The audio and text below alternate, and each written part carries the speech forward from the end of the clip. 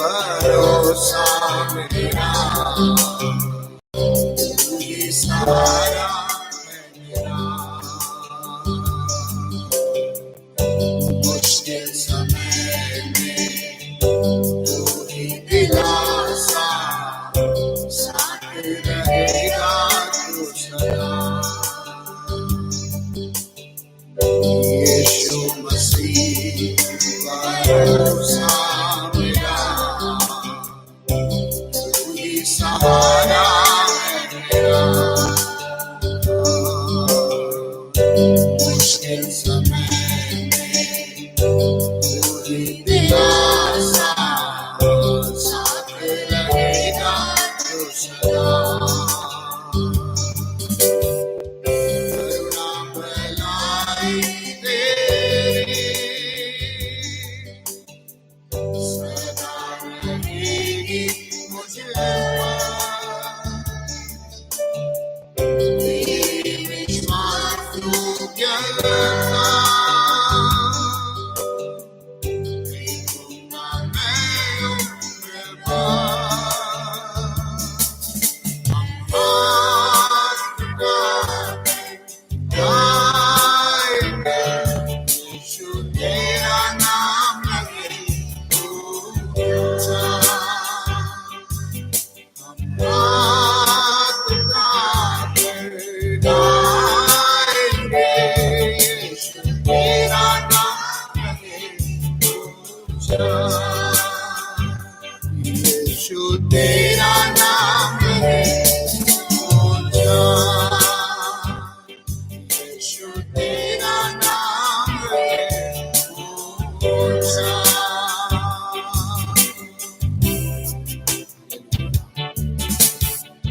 प्रार्थना। हालेलुया। हम सभी जन थोड़े समय प्रभु की उपस्थिति में आज प्रभु ने हमें एक को लेकर आया है। हम प्रभु का वचन को सुनने जा रहे हैं। प्रभु का आवाज हमारे एक के हृदय तक पहुंचने के लिए। Hallelujah, hallelujah. धन्यवाद हो, स्तुति हो प्रभु, स्तुति हो हमारे एक के साथ प्रभु बातें करने के लिए, हमारे एक को प्रभु दृढ़ करने के लिए। हालेलुया। इस अंतिम दिनों में परमेश्वर हम एक एक को और मजबूत करने के लिए, अपने आप को जांच कर देखने के लिए परमेश्वर सहायता करने के लिए, पवित्र आत्मा हमें कायल करने के लिए, हमें धार्मिकता, न्याय को, सत्य को हमें बता कर देने के लिए। Hallelujah, hallelujah, hallelujah. सभी जन हम लोग प्रार्थना करेंगे। प्रभु मुझसे बातें कर, मुझसे बातें कर प्रभु जी। तेरा वचन जीवित है। इन वचनों के द्वारा प्रभु जी आपने सृष्टि का निर्माण किया प्रभु। Hallelujah, hallelujah. धन्यवाद हो प्रभु जी, टूटा हुआ हमारा जीवन बनाया जाने के लिए। हालेलुया। धन्यवाद हो प्रभु जी। हालेलुया। नए सिरे से प्रभु जी हम लोग सृजे गए हैं। दिन ब दिन हम लोग को बढ़ने के लिए प्रभु मदद करें। हालेलुया। धन्यवाद। सया ना होने के लिए प्रभु जी हमें की को आप सहायता करें प्रभु। हालेलुया। दिन ब दिन प्रभु जी बच्चों की नाई। हालेलुया। धन्यवाद हो, धन्यवाद हो प्रभु जी। प्रारंभिक शिक्षाओं के ही केवल प्रभु जी हम लोग सुनते ना रहते वे प्यारे प्रभु। हालेलुया। दिन ब दिन हम लोग बढ़ने के लिए प्रभु, आत्मिक बला में रही जन पाने के लिए प्रभु। हालेलुया। शाम के समय पवित्र परमेश्वर हमारे जीवनों में कार्य करे। Hallelujah, hallelujah, hallelujah. धन्यवाद, धन्यवाद हो, धन्यवाद हो प्रभु। दया के धनी परमेश्वर, हमारे एक से प्रेम करने वाला प्रभु, सत्य की राह पर प्रभु जी हमें एक को चलाने के लिए। हालेलुया। धन्यवाद, धन्यवाद, धन्यवाद। हमारे लिए सहायता के रूप में अपनी आत्मा को तूने हमें दिया है। हालेलुया।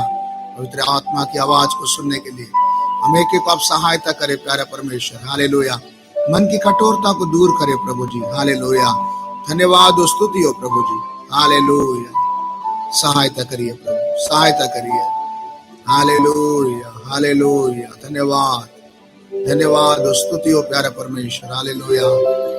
हमारी प्रार्थनाओं को आप सुन रहे, आपको धन्यवाद करते प्रभु। हमारी कमी गड्डियों को आपके सामने रखते, हमारी निर्बलताओं को आपके सामने रखते प्यारे प्रभु। Hallelujah, hallelujah. धन्यवाद। अपनी महिमा के धन के अनुसार हर एक की कमियों को प्रभु जी आप पूरा करके देने के लिए प्रार्थना करते हैं। हालेलुया। धन्यवाद, धन्यवाद, धन्यवाद। स्तुति हो प्रभु, स्तुति हो प्रभु जी। हालेलुया, सिर्फ तुझ पर भरोसा रखने के लिए प्रभु मदद कर। तुझ में निर्भर रहने के लिए प्रभु जा मेरे को आप दृढ़ करे प्रभु। Hallelujah, hallelujah, hallelujah. धन्यवाद, धन्यवाद, स्तुति हो प्रभु। Hallelujah, hallelujah. प्रार्थना करें। प्यारे पिता, हम आपको धन्यवाद करते हैं, स्तुति करते हैं प्यारे प्रभु। आपके लिए सुखदायक सुगंध आराधना वही है।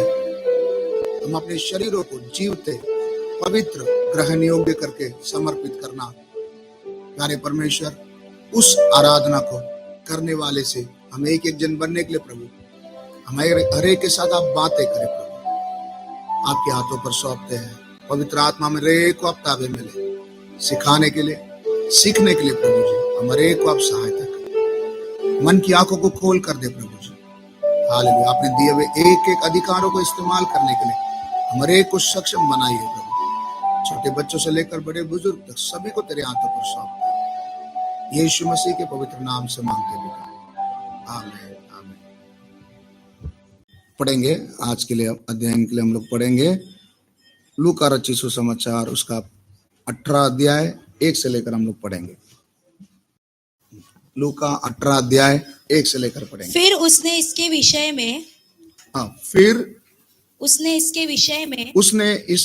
में कि नित्य प्रार्थना करना और हियाव न छोड़ना चाहिए, उनसे यह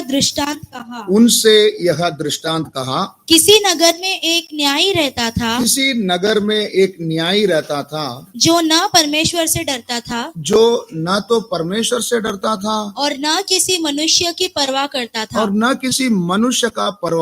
था। उसी नगर में एक विधवा भी रहती थी जो उसके पास आकर उसके पास आकर कहती रहती थी, मेरा न्याय चुकाकर मुझे मुद्दे से बचा। हाँ। कुछ समय तक तो वह नहीं माना, परंतु अंत में मन विचार कर कहा, यद्यपि मैं न परमेश्वर से डरता, यद्यपि मैं मनुष्य से ना डरता, अच्छा परमेश्वर से ना डरता, और न मनुष्य की कुछ परवाह करता, तो भी यह विधवा मुझे सताते रहती है। इसीलिए मैं उसका न्याय चुकाऊंगा। कहीं ऐसा ना हो कि घड़ी घड़ी आकर अंत को मेरी नाक पर दम करे। अंत में आकर मेरे नाक में क्या करे? दम करे। Hallelujah, hallelujah. हाँ, ये लास्ट लाइन और एक बार पढ़िए। कहीं ऐसा ना हो कि घड़ी घड़ी आकर अंत को मेरी नाक में दम करे। अंत में मेरी नाक को क्या करे? दम करे। विषय को हम लोग समझने की कोशिश करें, प्रार्थना करें। प्यारे प्रभु, वचन का भाग जो आपने हमें दिया है प्रभु, उन्हें समझने के लिए हमें एक आप मदद करें, सहायता करें प्यारे प्रभु जी। इन विषय को समझकर प्रभु जी हमें किस रीति से प्रभु जी चलना है, हमें आप किस खास मकसद से आपने चुना है, इसे पहचान कर चलने के लिए प्रभु आप हमें मदद करें, सहायता करें। आपके हाथों पर सौंपते हैं। वचन को समझा कर दीजिए प्रभु जी, खुलकर हमें मिलने के लिए प्रभु सहायता कर। यीशु मसीह के पवित्र नाम से मांगते हैं, आमीन। हालेलुया, जोर से हालेलुया। हाँ, लूका 18 अध्याय पहले वचन से हम लोग ने पढ़े थे। यीशु चेलों से ये बात को क्या कर रहे हैं? बोल रहे। किससे बोल रहे हैं? चेलों से बातें करते समय में खास वहां पर एक चीजों के ऊपर जोर दे रहे हैं। वो चीज क्या है? निराश नहीं होते हुए, है ना, सदैव प्रार्थना करना चाहिए। इस उद्देश्य से वहां पर एक क्या बोल रहे हैं? दृष्टांत बोल रहे। तो यीशु चेलों को यहां पर एक चीज के ऊपर जोर दे रहे। वो कौन सा चीज है? कौन सा चीज है? प्रार्थना। न्याय क्या बोले? हियाव नहीं छोड़ना और क्या करना? प्रार्थना करना। तो प्रार्थना का विषय में हम लोग आज थोड़ा सा ध्यान देंगे। हर विश्वासी हमारे के लिए सबसे महत्वपूर्ण चीज अगर कोई है तो वो क्या है? प्रार्थना। इस विषय को बार बार बाइबल में लिखा गया है, जिसको हम लोग मत्ती 18 अध्याय में भी पढ़ सकते हैं। 18 अध्याय 19वां वचन को पढ़ेंगे। मत्ती 18 अध्याय 19वां वचन। फिर मैं तुमसे कहता हूँ यदि तुम में से दो जन पृथ्वी पर किसी बात के लिए एक मन होकर उसे मांगे तो वह मेरे पिता की ओर से जो स्वर्ग में है उनके लिए हो जाएगी। और एक बार पढ़िए। फिर मैं तुमसे कहता हूँ यदि तुम में से कितने जन? दो जन पृथ्वी पर किसी भी बात के लिए एक मन होकर उसे मांगे। कोई भी बात हो, बात कुछ भी हो, उसके लिए दो जन क्या होना है? सहमत, एक मन होकर उसे तुम मांगेंगे तो वह मेरे पिता की ओर से जो स्वर्ग में है उनके लिए हो जाएगी। उनके लिए क्या करेगा? हो जाएगा। इधर भी किस विषय को जोर दिया गया है? किस विषय के लिए जोर दिया गया है? प्रार्थना के लिए। और हम लोग पढ़ेंगे यूहन्ना उसका 15 अध्याय उसका 7 वचन से पढ़िए। यदि तुम मुझ में बने रहो और मेरा वचन तुम में बना रहे तो जो चाहो मांगो और वह तुम्हारे लिए हो जाएगा। वो तुम्हारे लिए क्या कर जाएगा? हो जाएगा। मतलब इधर भी क्या बोला है? क्या मांग सकते हैं? क्या क्या मांगना है? जो चाहो मांगो, वो तुम्हें क्या हो जाएगा? मिल जाएगा। उसके आगे हम पढ़ेंगे फिलिपियों 4:6। ये सारे वचन इसलिए ले रहा हूं, बाइबल क्लास है इसलिए वचन सहित हम लोग पढ़ेंगे। किसी भी बात की चिंता मत करो। किसी भी बात की क्या मत करो? चिंता मत करो। परंतु हर एक बात में तुम्हारे निवेदन प्रार्थना और विनती के द्वारा धन्यवाद के साथ परमेश्वर के सम्मुख उपस्थित किए जाए। तुम ये सबको क्या करो? परमेश्वर के सामने उपस्थित किए जाए। आगे तब परमेश्वर की शांति जो सारी समझ से परे है तुम्हारे हृदय और तुम्हारे विचारों को मसीह यीशु में सुरक्षित रखेगी। मसीह यीशु में क्या रखेगा? सुरक्षित रखेगा। अच्छा, ये सब आप ध्यान देते रहे। मैं वचन पढ़ रहा हूँ, खाली नाम के लिए नहीं पढ़ रहा हूँ। विषय क्या है इसमें ध्यान देना है? यीशु चेलों से क्या बोल रहे हैं? प्रार्थना करने के लिए।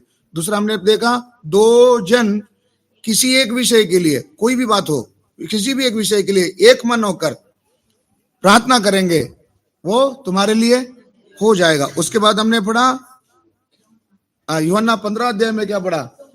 तुम मुझ में, मेरा वचन तुम्हें बना रहेगा तो जो चाहो मांगो, तुम्हें क्या करेगा? मिल जाएगा। उसी में आगे हम पढ़ते हैं, हमने पढ़े हैं कि पिता अपनी महिमा के लिए हमें वो क्या कर देगा? पूरा भी कर देगा। उसके बाद हमने पढ़ा किसी भी बातों की क्या मत करो? चिंता मत करो। सब बातों को धन्यवाद के साथ क्या करना? निवेदन प्रार्थना विनती के साथ, धन्यवाद के साथ क्या करना? उपस्थित करना है। उसके बाद हम पढ़ेंगे मत्ती 26:41। मत्ती 26:41, 26:41। जागते रहो और प्रार्थना करते रहो कि तुम परीक्षा में ना पड़ो। आत्मा तो तैयार है परंतु शरीर दुर्बल है। शरीर क्या है? दुर्बल है। इसलिए क्या करो? जागते हुए क्या करो? प्रार्थना करो। क्यों प्रार्थना करना है? ताकि तुम किस में ना पड़ो। विषय फिर दोबारा कहता हूं, ध्यान से सुनिए। यीशु चेलों से कह रहे हैं तुम्हें क्या करना? प्रार्थना करना। इससे क्या समझ में आती है? यीशु के पीछे आने वाले सभी का सबसे मुख्य काम क्या है? प्रार्थना।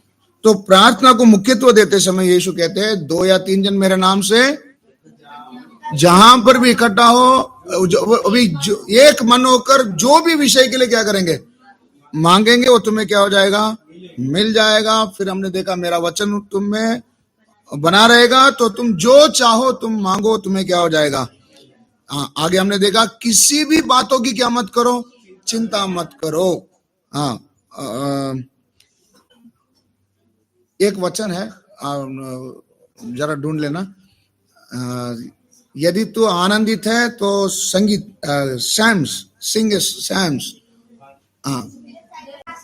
याकूब 5:13। यदि तुम में कोई दुखी है, हाँ, इधर क्या लिखा है, यदि तुम में कोई क्या है, दुखी है, तो वह प्रार्थना करे। वो क्या करे, तो प्रार्थना कौन करता है, प्रार्थना कौन करता है, दुखी। जो प्रार्थना नहीं करता है वो सुखी है। ओ हालेलुया। वचन साफ कहता है यदि तुम में से कोई दुखी है तो क्या करे, प्रार्थना करे। मतलब तुम प्रार्थना नहीं करते, इसका मतलब क्या है, तुम सुखी है, सुखी है, कोई बात नहीं, अब सुखी है, प्रभु आपको और आशीष दे और सुखी करके। हालेलुया। आगे लिखा है यदि आनंदित है, यदि आप क्या हो, आनंदित है, तो वह स्तुति के भजन गाए। तो वो क्या करें, स्तुति के भजन गाए। दुखी है तो क्या करें, प्रार्थना करें। सुखी है तो क्या करें, भजन गाए। सोच कर देखिए हम दोनों में से एक तो भी करता है क्या। दुखी है तो क्या करें, प्रार्थना करें। क्यों मैं ये वचन को लिया, दो ही वो मोड हो सकता है, एक तो सुखी है या तो दुखी है। अगर आप दुखी है तो क्या करें, प्रार्थना करें। सुखी है तो क्या करें, भजन गाए। भजन गा गा कर प्रभु की क्या करे, स्तुति करे। क्यों ये विषय को मैंने पढ़ा, इधर हमने देखा फिलिपियों में देखा किसी भी बातों की क्या मत करना, चिंता मत करना। हर व्यक्ति को भिन्न भिन्न प्रकार के क्या है, चिंताएं हैं। समस्या नहीं है करके कोई आदमी नहीं है, सबके अंदर समस्याएं हैं। समस्या भी कैसा, आज एक समस्या था, यही समस्या कल नहीं रहेगा। कल क्या रहेगा, कल कुछ नया रहेगा। अभी नया समस्या आते समय में हमारा दिमाग खराब क्यों होता है। अगर कल का जैसा आया होता तो कल मैंने उसको जैसा सॉल्यूशन किया था, आज भी मैं वैसे क्या कर सकता था। लेकिन आज जो समस्या आया इसका आंसर मुझे मालूम नहीं। तब हम क्या होते हैं, तभी हम क्या होते हैं, दुखी होते हैं कि इसको मैं कैसे पार करूं। अगर ऐसा दुखी होते हैं तो क्या करें, तो क्या करें, प्रार्थना करें। तो विषय आपको समझ में आ रहा है। यदि कोई दुखी है वो क्या करें, प्रार्थना करे। तो इसलिए लिखा है किसी भी बातों की चिंता मत करो, सब बातों के लिए प्रभु को क्या दो, धन्यवाद दो। हाँ, फिर हम लोग पढ़े थे मत्ती 26 में, जागते हुए क्या करो, प्रार्थना करो। कि तो प्रार्थना नहीं करेंगे तो किसमें पढ़ सकते हैं। अभी परीक्षा बोले तो क्या है, परीक्षा बोले तो क्या है, बोलिए बोलिए हमारे भाषा में बोलिए ना। परीक्षा बोले तो क्या है, एग्जाम है ना। यीशु क्या उद्देश्य उधर उनको बोल रहे हैं कि तुम क्या मत करो, परीक्षा में नहीं गिरना है तो तुमको क्या करना है, जागते हुए क्या करना है, प्रार्थना करना। परीक्षा किस विषय की में बोला जा रहा है, इब्रानी कितना अध्याय है, इब्रानियों 5वां अध्याय 7 से बढ़िए। यीशु ने अपनी देह में रहने के दिनों में, यीशु ने अपने देह में रहने के दिनों में ऊंचे शब्द से पुकार पुकार कर, यीशु भी जब शरीर में थे ऊंचे शब्द से पुकार पुकार कर और आंसू बहा बहा कर उससे जो उसको मृत्यु से बचा सकता था, जो उसे मृत्यु से बचा सकता था, प्रार्थनाएं और विनंती की और भक्ति के कारण उसकी सुनी गई। पुत्र होने पर भी उसने दुख उठा उठाकर आज्ञा माननी सीखी। इधर भी हम देखते समय यीशु को भी एक दुख आया। क्या दुख आया, क्या दुख आया उसमें अगर स्पष्ट शब्द में पढ़ेंगे तो यीशु को भी एक परीक्षा है। क्या आई थी, एक परीक्षा। क्या परीक्षा आई थी? परीक्षा। क्रूस परीक्षा नहीं है। विषय क्या था? क्रूस तो यीशु के लिए ऑलरेडी तय था। यीशु आया ही किस उद्देश्य से आए थे? किस लिए आए थे? मरने के लिए आए थे ना। पिछले बार हम देखा था यीशु किस लिए आए थे? मरने के लिए आए थे। लेकिन जब समय नजदीक आया, यीशु एक परीक्षा में पड़े। कौन सा परीक्षा में पड़े? इसमें लिखा है देह में रहने के दिनों में। इसका मतलब शरीर में रहते समय में यीशु को भी क्या आई? परीक्षा आई। क्या परीक्षा आई? बोलिए। ये भी बताया था, भूल गए। पिता की मर्जी या मेरी मर्जी? परीक्षा असली में क्या है? परीक्षा क्या? अभी हम लोग बोलेंगे मेरे को बहुत बुखार आ गया, परीक्षा। ये परीक्षा नहीं है। ये परीक्षा नहीं है। मेरे को कुछ समस्या है तो हम बोलेंगे मेरे को क्या आया? परीक्षा। वो परीक्षा नहीं है। परीक्षा क्या है? परीक्षा क्या है? मेरी मर्जी या पिता की मर्जी? यही क्या है? याद रहेगा सबको। परीक्षा क्या है? मेरी मर्जी या पिता की मर्जी। देखो रोज मैंने आपको कहा मनुष्य होने के नाते यीशु को भी क्या आया? परीक्षा आया। हमारे जीवन में भी रोज नए नए क्या आएंगे? तकलीफें आएंगे, समस्याएं आएंगे। आते समय में हमारे लिए परीक्षा बोलकर क्या चीज रहेगा? कि इस घटने में मेरी मर्जी पूरी हो या पिता की मर्जी पूरी हो। नहीं समझ में? मेरी मर्जी पूरी हो या पिता की मर्जी हो। यह परीक्षा हमारे जीवन में आते ही रहेगी मरते दम तक। इसलिए यीशु ने चेलों से कहा आगे अभी एक समस्या आने जा रहा है, इसमें अगर तुमको परीक्षा में नहीं पढ़ना है तो क्या करो? सब लोग सो गए थे, यीशु क्या कर रहे थे? प्रार्थना कर रहे थे। यीशु क्या कर रहे थे? प्रार्थना। यीशु प्रार्थना किया, इसलिए मेरी मर्जी या पिता की मर्जी, ये जो फैसला आया तभी सही डिसीजन लिया। किसकी मर्जी? आपकी मर्जी क्या हो? पूरी हो। लेकिन जब चेलों के जीवन में सेम परीक्षाओं के अंदर से गुजरना पड़ा, उन्होंने क्या किया? खुद की मर्जी को पूरा किया। पतरस ने इनकार कर दिया, बाकी सब अपने वस्त्र उठाकर क्या कर गए? भाग। क्यों? क्यों? प्रार्थना नहीं करने के कारण परीक्षा में पड़े, तब पिता की मर्जी के लिए नहीं, किसकी मर्जी उन्होंने पूरा किया। इसी प्रकार से हमारे जीवन में भी रोज भिन्न भिन्न प्रकार के समस्याएं आएगी। इसलिए हम पढ़ते बुद्धिमान ने अपना घर बनाया, मूर्ख ने भी क्या बनाया? घर बनाया। दोनों के जीवन में क्या आएगी? समस्या आएगी। तूफान, आंधी, बारिश, बाढ़ दोनों के जीवन में आई। लेकिन टिकेगा वो जिसने अपना नींव चट्टान पर डाला, है ना। पढ़े ने इस घटना को। तो परीक्षाएं आते समय, परीक्षा क्या समझ में आ गया? बीमारी परीक्षा नहीं है, या समस्याएं परीक्षा नहीं है। क्या है परीक्षा? मेरी मर्जी या पिता की मर्जी। यही क्या है? परीक्षा है। तो यह परीक्षा यीशु के जीवन में भी आया। यीशु हर बार किसकी मर्जी को पूरा किया? पिता की मर्जी को पूरा। इसलिए परीक्षा में बना रहना है तो क्या करना है? परीक्षा में बना रहना तो क्या करना पड़ेगा? प्रार्थना। अगला कोलोसियों 4:2 जल्दी जल्दी पढ़ेंगे। कोलोसियों 4:2 प्रार्थना में लगे रहो। हाँ। और धन्यवाद के साथ उसमें जागृत रहो। हाँ, और एक बार बढ़िया। प्रार्थना में लगे रहो। प्रार्थना में लगे रहो और धन्यवाद के साथ उसमें जागृत रहो। और धन्यवाद के साथ उसमें क्या रहो? जागृत रहो। इधर भी क्या क्या किस विषय को जोर दिया है? प्रार्थना। अगला हम पढ़ेंगे कोलोसियों। अभी कौन सा पढ़े आपने? कोलोसियों। हाँ, अभी आप पढ़ेंगे पहला थिस्सलुनीकियों 5:16। सदा आनंदित रहो। सदा आनंदित रहो। निरंतर प्रार्थना में लगे रहो। निरंतर प्रार्थना में लगे रहो। हर बात में धन्यवाद करो। हर बात में धन्यवाद करो, क्योंकि तुम्हारे लिए मसीह यीशु में परमेश्वर की यही इच्छा है। परमेश्वर की यही इच्छा है। अभी आप पूछेंगे पिता आपकी इच्छा क्या है? हमारे लिए परमेश्वर की इच्छा क्या है? निरंतर क्या करते रहे? प्रार्थना करें। अभी आपको समझ में आया? प्रार्थना करना एक किसकी इच्छा है? पिता की इच्छा है। हाँ, अगला पढ़ेंगे याकूब 5:16।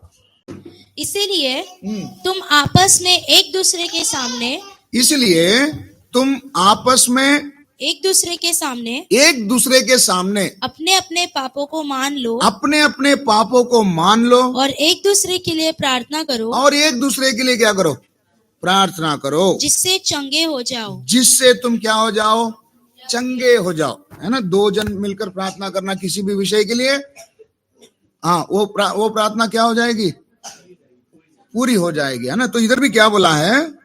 2 जन किसी भी विषय में, अगर हम लोग, हमारे मन में कोई बोझ है, हमने कोई गलती कर दिया, आपस में एक दूसरे के साथ क्या करो? बताकर मान लो, और क्या करो? उस विषय के लिए क्या करें? प्रार्थना करें। कभी कभी कोई लोग हमारे से कोई बात बोलता है ना, आपने आजमाया होगा, वही बात मेरे से बोलेंगे लेकिन उनसे नहीं बोलेंगे। क्यों? कुछ बात कोई लोग मेरे से बोलेंगे, किसी और से नहीं बोलेंगे, या आपसे बोलेंगे, किसी और से नहीं बोलेंगे। क्यों? ये आदमी दूसरे को क्या नहीं करेगा? नहीं बताएगा। इसके लिए मुझे कुछ ना कुछ क्या देगा? सलाह देगा। मेरे लिए क्या करेगा? प्रार्थना करेगा। तो यहां पर भी बोला, आपस में कोई बात है, एक दूसरे से क्या करें? शेयर करते समय तुम उस विषय के लिए क्या करना? प्रार्थना करना। तभी आगे,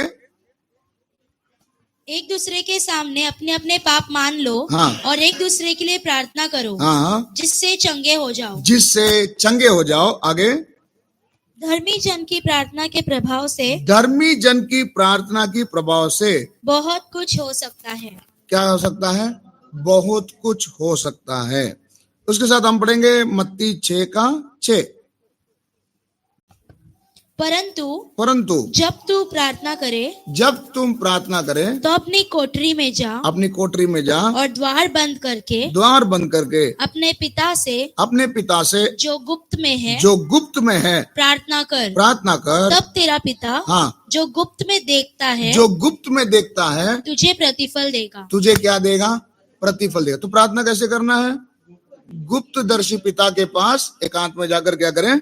प्रार्थना करें। तब वो बाहरी रूप से हमको क्या देगा?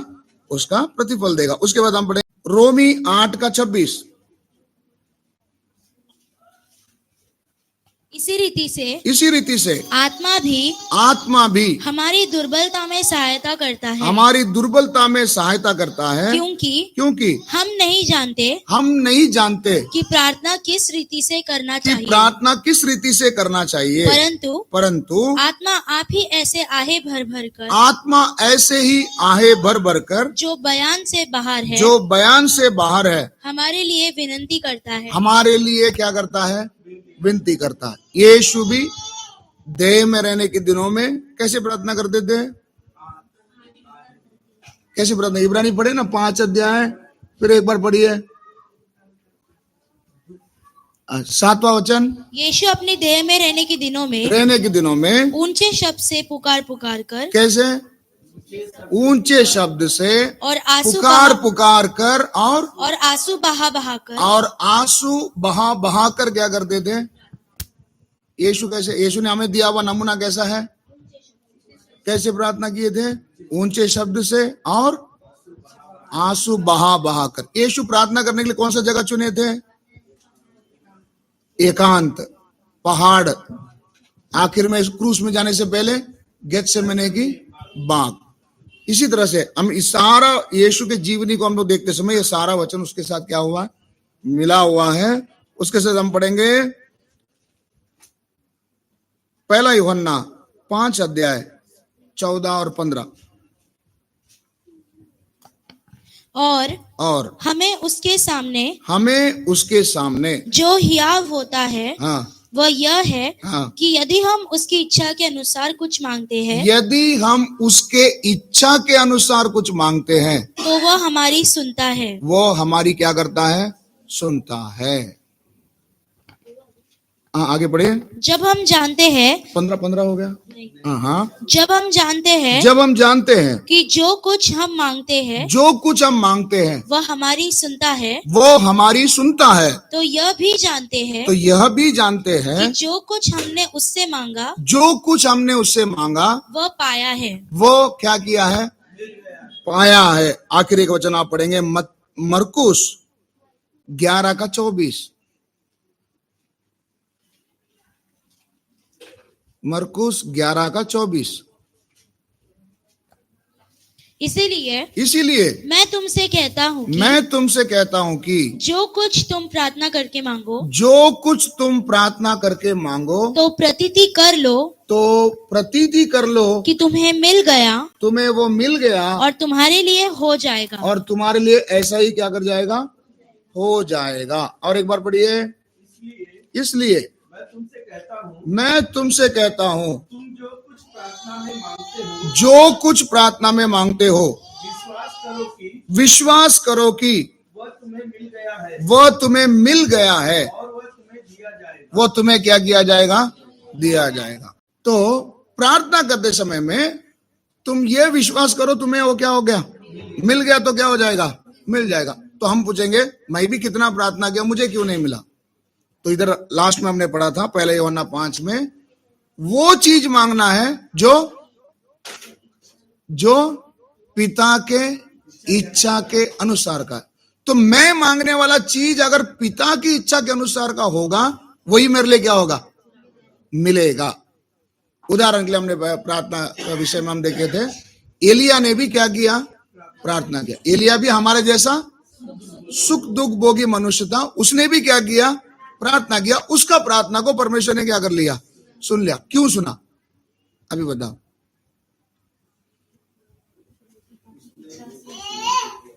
क्यों उसका प्रार्थना को परमेश्वर ने क्यों सुना? अभी जो पढ़े उस वचन को रख के आप बताओ। उसने परमेश्वर की इच्छा को जानकर क्या किया? क्या प्रार्थना किया? प्रभु ये सारे इजरायली आपकी इच्छा को भूलकर अन्य देवी देवताओं के पीछे क्या हो गए? चले गए हैं। इसलिए आपका ही व्यवस्था में लिखा है कि अगर ऐसा जाओगे तो मैं आकाश को क्या बना दूंगा? पीतल बना दूंगा, जमीन को लोहा बना दूंगा। तो आपने ही बोला ना, आपके कहे हुए बातों के अनुसार ये देश में क्या नहीं होना चाहिए? बारिश नहीं होना चाहिए। पिता का इच्छा को जानकर एलिया ने प्रार्थना किया। वो प्रार्थना को प्रभु ने क्या किया? सुना। और कितने साल तक बारिश नहीं गिरा? 3.5 साल तक क्या नहीं हुआ? बारिश नहीं हुआ। फिर जब दोबारा उसने प्रार्थना किया, परमेश्वर ने उसकी प्रार्थना को सुना और क्या हुआ? बारिश हो गया। तो एक उदाहरण में आपको बताया। तो एलिया हमारे जैसा मनुष्य, सुख दुख भोगी मनुष्य, उसने भी क्या किया? प्रार्थना किया। लेकिन क्या रखकर प्रार्थना किया? पिता की इच्छा, पिता की मर्जी को जानकर क्या किया? प्रार्थना। अच्छा, पिता की मर्जी को कैसे जानेंगे?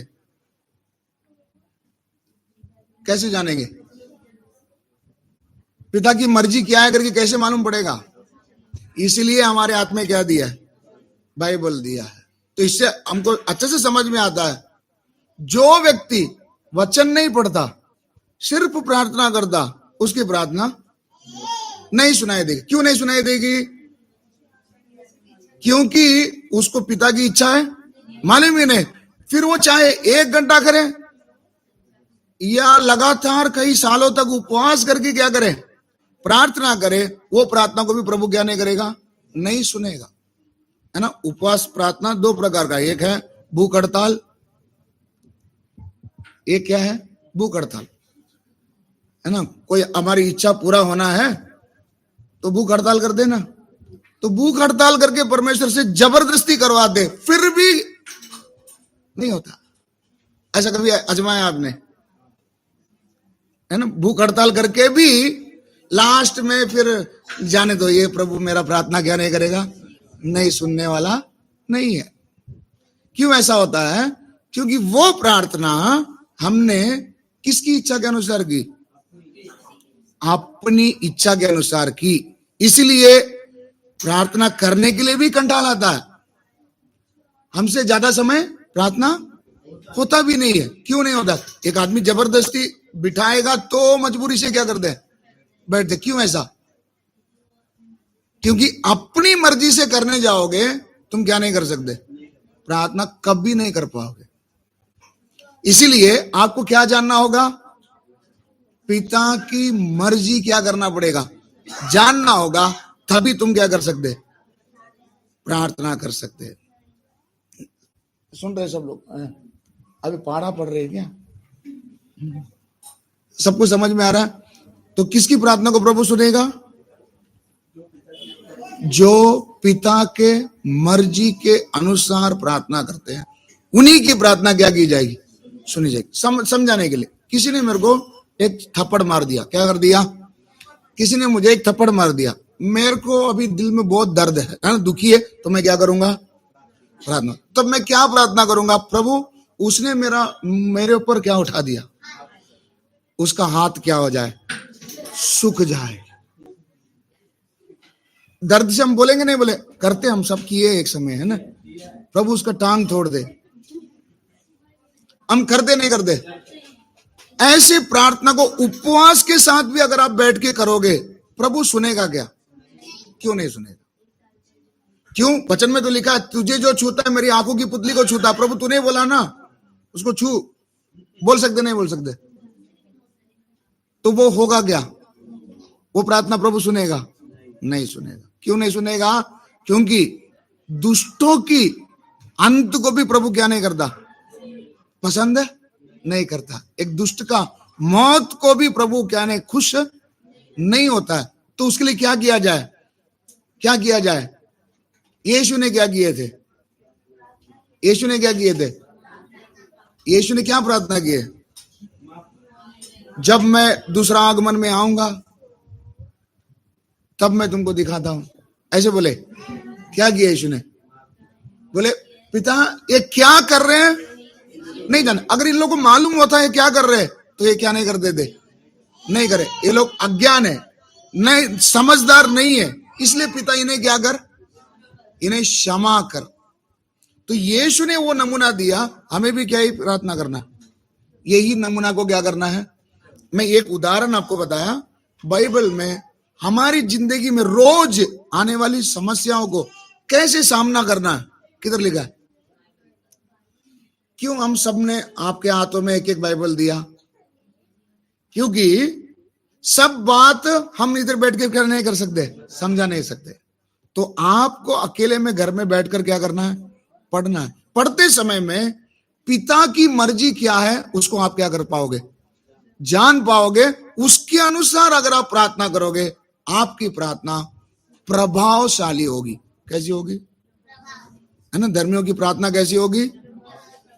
प्रभावशाली होगी। जरूर सामने वाला चंगा पाएगा।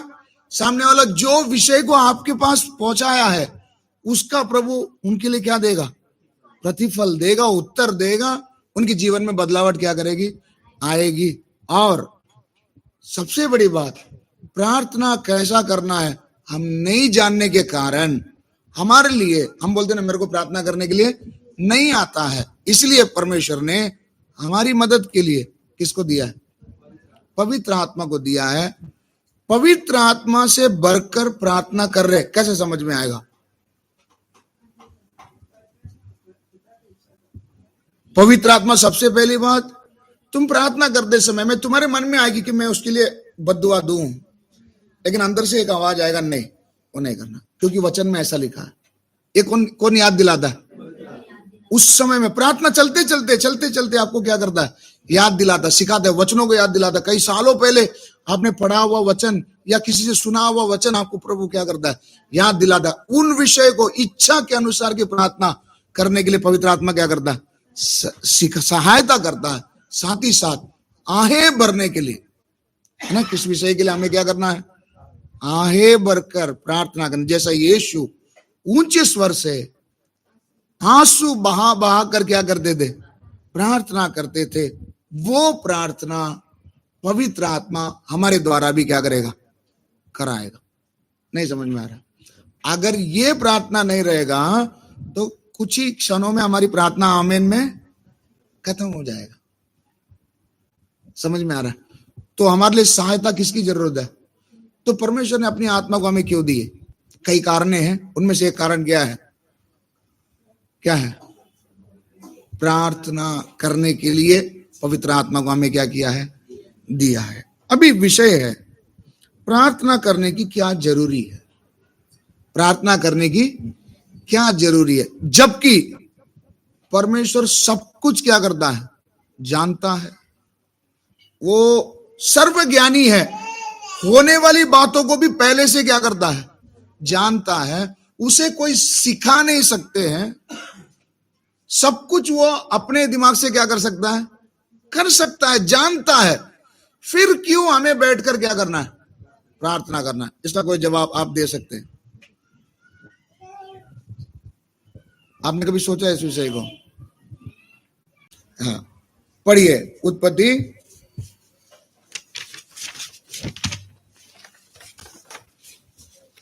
1 अध्याय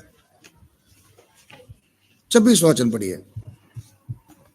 फिर परमेश्वर ने कहा हम मनुष्य को अपने स्वरूप के अनुसार अपनी समानता में बनाए। अपने स्वरूप के अनुसार अपने समानता में बनाए। और वे समुद्र की मछलियों और आकाश के पक्षियों और घरेलू पशुओं और सारी पृथ्वी पर और सब रेंगने वाली जंतुओं पर जो पृथ्वी पर रेंगते हैं अधिकार रखे। उन पर क्या रखे?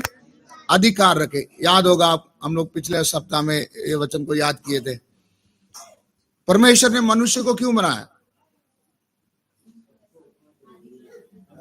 किसके ऊपर अधिकार जताने के लिए? ये सब किधर है? पृथ्वी पर। अब वचन को दोबारा पढ़िए। पृथ्वी में के इन सारे चीजों के ऊपर परमेश्वर ने किसको अधिकार दिया है? मनुष्य को। फिर एक बार पढ़िए। फिर परमेश्वर ने कहा हम मनुष्य को अपने स्वरूप के अनुसार अपनी समानता में बनाए। और वे समुद्र की मछलियों। परमेश्वर ने मनुष्य को किसके जैसा बनाया? मतलब मुझे देखते समय किसके जैसा दिखना चाहिए? कौन दिखाई देगा? परमेश्वर दिखाई देगा। परमेश्वर और मनुष्य दोनों भी कैसे दिखते थे? समान स्वरूप। समझ में आ रहा आपको मेरा विषय? परमेश्वर कैसा होगा? हमारे जैसा। क्योंकि हमें उन्होंने किसके जैसे बनाया? अपने जैसे बना। उनके स्वरूप, उनके समानता में बनाया। आगे। और वे समुद्र की मछलियों। अभी बनाकर परमेश्वर ने मनुष्य को क्या बोले? समुद्र के मछली। ये किधर है? समुद्र किधर है? पृथ्वी पे। आगे। और आकाश के पक्षियां और घरेलू पशु और सारे पृथ्वी पर और सब रेंगने वाले जंतुओं पर जो पृथ्वी पर रेंगते हैं। इधर लास्ट में क्या दिया? जो पृथ्वी पर क्या करते हैं? रेंगते हैं। अधिकार रखे। इन सभी पर क्या रखे? अधिकार। मतलब इससे क्या समझ में आया? मनुष्य को परमेश्वर ने किसका जैसा बनाया?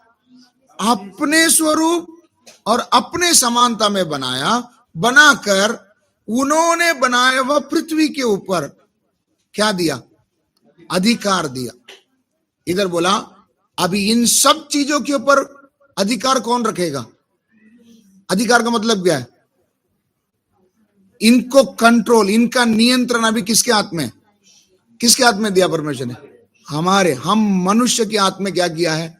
दिया है। देने के कारण ही आज दुनिया भर में किसी भी व्यक्ति को देखो, कोई किसी से कम नहीं मानता। कोई किसी से क्या नहीं मानता? कम नहीं मानता। समझो ऐसे एक शक हमारे मन में आया कि इसके पास कुछ चीज मेरे से क्या है? ज्यादा है। तब मेरा दिमाग काम करना शुरू करता है, तो मैं इससे किस चीज में ज्यादा हूं, ताकि मेरा मन मुझे उससे भी क्या नहीं करे? छोटा नहीं कर दे। सोचते? ये हर इंसान का खूबी है, कभी किसके सामने झुकना नहीं चाहता, छोटा बनना नहीं चाहता। क्यों? बनावटी ऐसा है। क्या है? क्या है? परमेश्वर ने बनाते समय में ही उसको क्या किया? ऐसे ही बनाया कि वो सबके ऊपर क्या करे? अधिकार रखे। मतलब इसको समझने का कोशिश करें, पृथ्वी का सारा नियंत्रण परमेश्वर ने किसके हाथ में दिया है? किसके हाथ में दिया है? मनुष्य के हाथ में दिया। जब मनुष्य के हाथ में परमेश्वर ने एक काम दे दिया, परमेश्वर अपने वायदे में क्या है? पक्का है, कभी अपने वायदे से मुकरता नहीं है। कई बार हम समझो एक गाड़ी मैंने ओम प्रकाश के हाथ में क्या किया? दिया। ओम प्रकाश का रिक्शा उन्होंने एक हफ्ते के लिए मेरे हाथ में दिया, मैं उसको चलाया। एक सप्ताह के बाद जब उन्होंने देखा कि गाड़ी का हाल पहले की सी नहीं है, तब वो क्या बोलेंगे? जान दो, एक काम करो, आपसे ये बात जमने वाला नहीं है, आप ये गाड़ी वापस क्या कर दो, मेरे हाथ में दे दो। क्यों? आपसे ये चलाई जाने वाली नहीं है। परमेश्वर ऐसा नहीं है कि एक बार दिया बाद में उसको क्या कर लिया? ले लिया। परमेश्वर ने कायम स्वरूपी पृथ्वी का सारा अधिकार किसके हाथ में दे दिया? किसके हाथ में दिया? बोलिए ना, किसके हाथ में दिया? मनुष्य के हाथ में क्या कर दिया? दे दिया। मनुष्य के हाथ में दे दिया। अब तू जो करेगा वही इस पृथ्वी में क्या करेगा? होगा। इतना बड़ा अधिकार परमेश्वर ने किसके हाथ में दिया? मनुष्य के हाथ में दिया। समझने के लिए आपको मालूम होगा, सारे पक्षी प्राणी सबको बनाकर नाम रखने के लिए किसको दिया? आदम को दिया। बोला तू जो नाम रखेगा वही उसका नाम होगा। इसके बाद परमेश्वर उसमें मुंडी डाले नहीं, उसके हाथ में क्या कर दिया? सौंप दिया। सौंपने के बाद मनुष्य के हाथ में सारा अधिकार था। रहते समय में एक बार बहकावे में किसके अंडर में आ गया? शैतान का। परमेश्वर बोला इस पेड़ का फल को मत खाना, उसने उस पेड़ का फल को क्या कर लिया? खा लिया। खाने का सीधा अर्थ क्या है? आदम ने क्या बोला? प्रभु आगे से आप मेरा प्रभु नहीं है। कौन है? शैतान मेरा कौन है? प्रभु है। क्यों शैतान मेरा प्रभु बोला? परमेश्वर इतने दिन परमेश्वर की बातों को मानकर चल रहा था, अब किसका बात को मानना शुरू किया? शैतान का बात को मानना शुरू किया। तो सीधा ना बोलते हुए घुमा फिराकर आदम ने क्या बोला कि अब से मेरा प्रभु बोलकर अगर कोई रहेगा तो वो कौन है? शैतान। जिस दिन शैतान की बातों को आदम ने सुना, सुनते ही आदम भी और उसके पास जो जो अधिकार थी सब किसके पास चला गया? शैतान के पास चला गया। समझ में आ रहा है? नहीं समझ में? परमेश्वर ने मनुष्य को आजादी से बनाया था, सबके ऊपर क्या करने के लिए? राज्य करने के लिए, अधिकार जताने के लिए। लेकिन जिस दिन शैतान ने आदम ने शैतान की बातों को मानी, आदम क्या बन गया? खुद भी गुलाम बन गया और अपना सारा अधिकार को भी क्या कर दिया? खो दिया। अब यह अधिकार किसके पास चला गया? इसलिए जब मनुष्य रूप में यीशु इस पृथ्वी पर थे, शैतान सामने से क्या बोल रहा है? बोल रहा है कि एक बार मेरे सामने क्या कर जा, झुक कर प्रणाम कर, ये सब मैं तुझे क्या। वो वचन को आप पढ़िए, मत्ती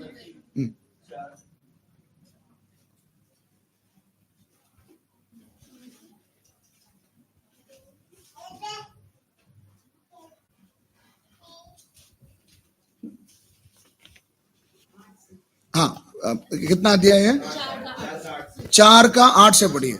फिर इब्लीस उसे एक बहुत ऊंचे पहाड़ पर ले गया, एक बड़े ऊंचे पहाड़ पर ले गया और सारे जगत के राज्य और उसका वैभव दिखाकर कहा, उससे कहा, यदि तू गिरकर मुझे प्रणाम करे, यदि तू झुक कर प्रणाम करे, तो मैं ये सब कुछ तुझे दे दूंगा। ये सब कुछ तुझे दे दूंगा। तब यीशु ने उससे कहा, हे शैतान, दूर हो जा, दूर हो जा। अभी ये आपने मत्ती से पढ़े ना, अभी आप पढ़िए लूका 4:5।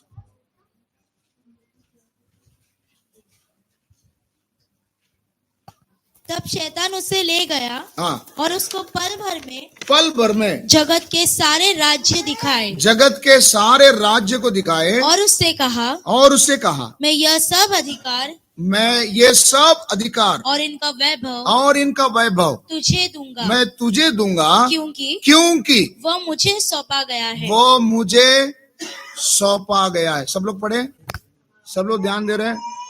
हाँ, और एक बार आप पढ़िए। हाँ, और उसने कहा मैं यह सब अधिकार और इनका वैभव तुझे दूंगा, क्योंकि वो मुझे सौंपा गया है। शैतान क्या बोल रहा है? वापस ऊपर से पढ़िए। तब शैतान ने उसको ले गया और उसको पल भर में जगत के सारे राज्य को क्या किया? दिखाए। और उससे कहा मैं यह सब अधिकार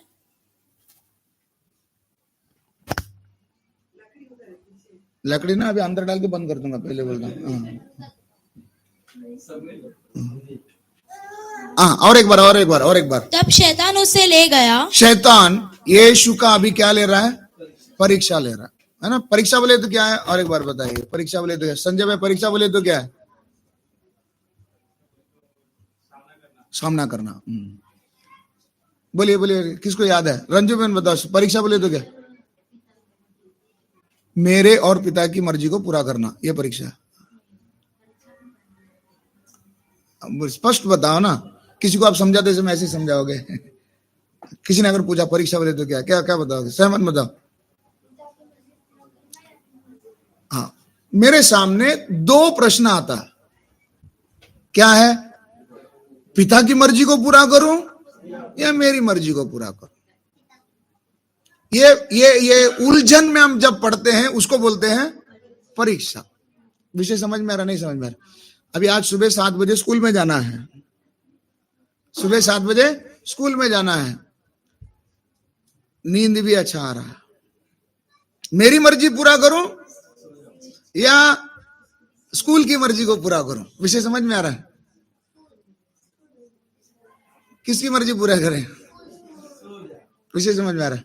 ऐसे ही परिस्थितियां आते समय में मेरी मर्जी को पूरा करूं या परमेश्वर की मर्जी को पूरा करूं, फैसला किसको लेना है? हमको लेना। कई बार ऐसा हो जाता है, सवाल लेकर हमारे पास आते हैं, हम समझा कर भी देते हैं, आखिर में हम ये बात बोलते हैं, फैसला किसका? आपका। किसका फैसला?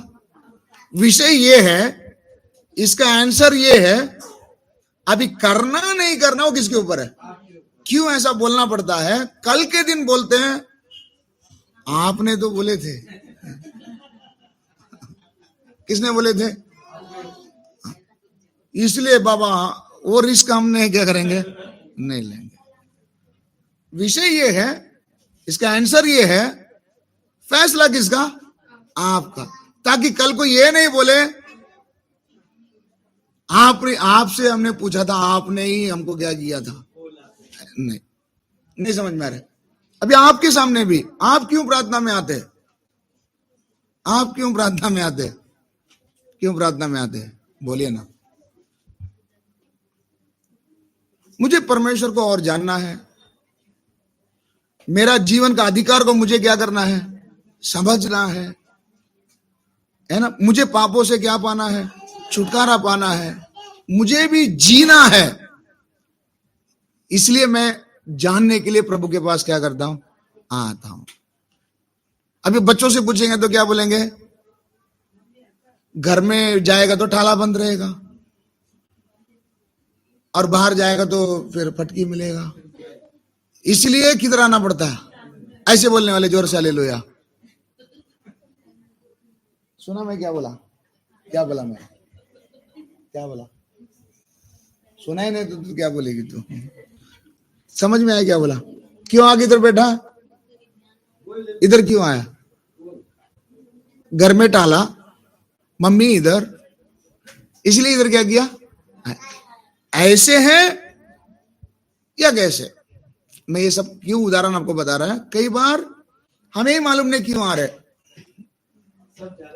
हम भी जा रहे हैं ना। कुछ बच्चे बोलेंगे क्या करें, मेरा दोस्त गया था उसके साथ मैं क्या कर दिया, चला गया। नहीं, विषय दो ही है, एक तो परमेश्वर की मर्जी, या तो मेरी मर्जी। अभी मैं आपको कहा रोज रोज नया नया विषय आपके सामने क्या करेगा, आएगा। आते समय में फैसला किसको लेना है, आपको लेना है। आप वो टाइम पे आकर नहीं पूछे मैं करूं क्या, क्यों?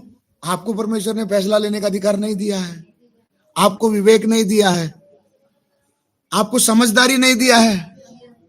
आप भी इंसान हो ना, तो अधिकार आपके पास भी है ना, तो फैसला किसको लेना है? तो आप आकर जवाब देना चाहिए। मेरे सामने एक प्रश्न आया था, तब मेरे को ये वचन याद आया, मैंने ये फैसला लिया। हालेलुया। विषय समझ में आ रहा? सबको समझ रहे नहीं समझ रहे? वचन जानने वाले अधिकतर आप लोग से गए, अभी भी आप बच्चे नहीं हैं।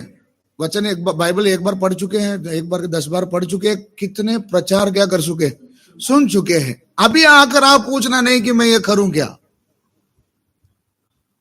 आप प्रश्न आपके सामने है, आपको आकर बोलना है मेरे सामने विषय ये था, मैंने इसका जवाब ऐसा दिया,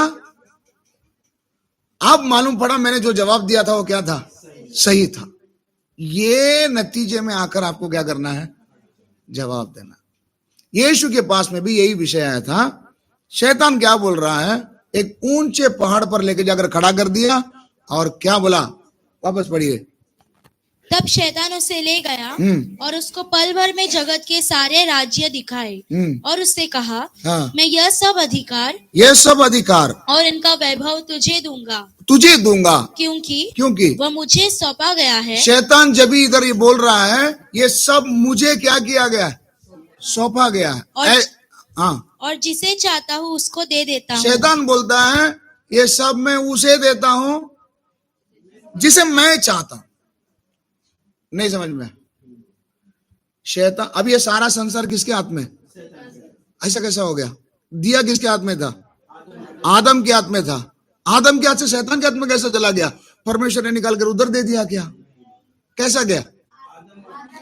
आदम ने परमेश्वर को बात को मानने को छोड़कर किसका बात को माना? शैतान को बात को माना। इसका मतलब वो चाहता था कि मेरे ऊपर गुरु कौन बने, शैतान बने। इसलिए शैतान की बातों को मानने के कारण शैतान ने बोला ठीक है, मैं तुझे भी अपने टीम में क्या करता हूं, मेंबर बनाता हूं, तेरे पास जो कुछ है वो सब क्या कर दे, मेरे पास दे दे। आदम ने लिखित रूप में उसके हाथ में क्या कर दिया, दे दिया। इसलिए इधर डेयरिंग के साथ बोलता है सब कुछ मेरे हाथ में सौंपा गया है। शैतान क्या बोल रहा है, पढ़िए उस वचन को और एक बार। मैं यह सब अधिकार, हाँ, और इनका वैभव तुझे दूंगा। यीशु को देखकर बोल रहा है मैं ये तुझे दूंगा क्योंकि वह मुझे सौंपा गया है। क्योंकि ये किसको सौंपा गया है, मुझे सौंपा गया है। अभी ये सारा अधिकार किसके हाथ में चला गया? एक समय था आदम आजाद था, वो जो चाहता था वो क्या कर सकता था, कर सकता था। लेकिन जिस दिन उसने शैतान का बात को माना, वो अपना मर्जी नहीं कर सकता। अभी कुछ भी करना है तो किसको पूछना पड़ता है? उसका बाप कौन, शैतान, उसके हाथ में सौंप दिया। अब शैतान के हाथ में अधिकार सौंपने के बाद मनुष्य आजाद नहीं रहा, क्या बन गया, गुलाम बन गया। सच बताओ, जब प्रभु को जाने नहीं थे उस समय में खुद के फैसला से कुछ कर पाते थे क्या? नहीं कर पाते। क्यों? समझ में ही नहीं आता था ना। कल ही हमने वचन में पढ़ा था, ऐसे भेड़ जो जिनका कोई चरवाहा नहीं, कंफ्यूज्ड है, क्या सही क्या गलत कुछ भी मालूम ही नहीं। तो शैतान मनुष्य को क्या बना दिया, गुलाम बना दिया। इसलिए एक वचन आप पढ़ सकते हैं, दूसरा तीमुथी 2:26 पढ़िए।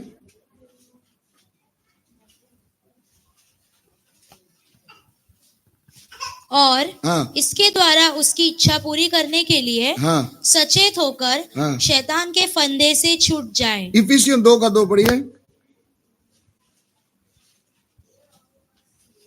इफिसियों 2:2। जिनमें हाँ, तुम पहले इस संसार की रीति पर, तुम पहले इस संसार के रीति पर और आकाश के अधिकार के हाकिम, आकाश के अधिकार के हाकिम अर्थात उस आत्मा के अनुसार चलते थे, उस आत्मा के अनुसार चलते थे, जो अभी आज्ञा न मानने वालों में जो कार्य करता अभी है, भी आज्ञा न मानने वालों में कार्य करता है। तो शैतान किसमें कार्य करता है? परमेश्वर का आज्ञा को जो नहीं मानता है उसके अंदर कौन काम करता है?